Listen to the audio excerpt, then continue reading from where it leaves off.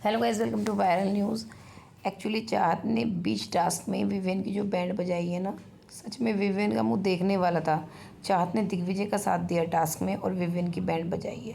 चलिए बताते हैं पूरी बात आपको। मतलब कहते हैं ना, चाहत खेलती नहीं है, ये नहीं है, वो नहीं है, दिमाग से नहीं चलती है। भाई चाहत जो पॉइंट्स देती है ना, सच में जवाब नहीं होता है सामने वाले के पास। और ना अभी भी बना, विवियन पे नहीं बना, ईशा पे नहीं बना, और सब इस चीज़ की तारीफ़ कर रहे हैं।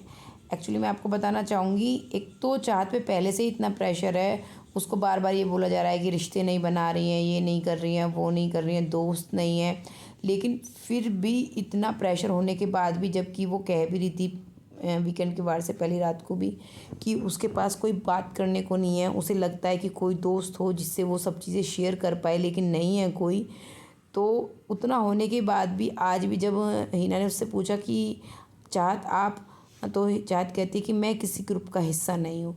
तो वो कह देते हैं कि ठीक है, आप इस एक्टिविटी का हिस्सा नहीं हो सकते। चाहत को पता है कि एक्टिविटी का हिस्सा नहीं होंगी, उनका काफ़ी चीज़ें कट हो जाएंगी, मतलब स्क्रीन स्पेस कम हो जाएगा, लेकिन फिर भी वो साइड में ही बैठी।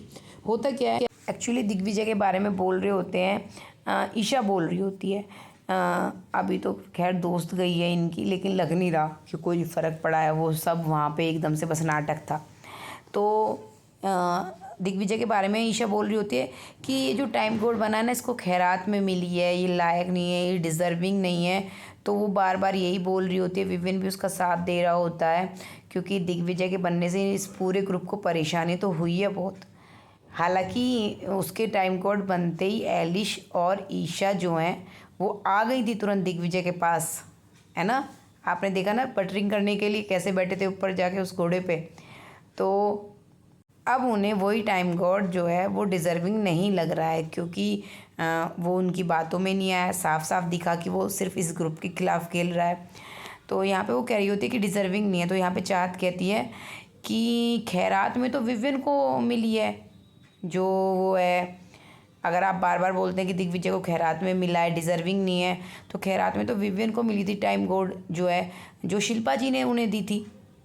क्योंकि वहाँ पे शिल्पा खुद कह रही थी कि टास्क में के लिए देखा जाए तो करण अच्छा है, मतलब करण ऊपर है, लेकिन मैं ना विवियन को ये देखना चाहती हूँ कि वो कैसे करेगा।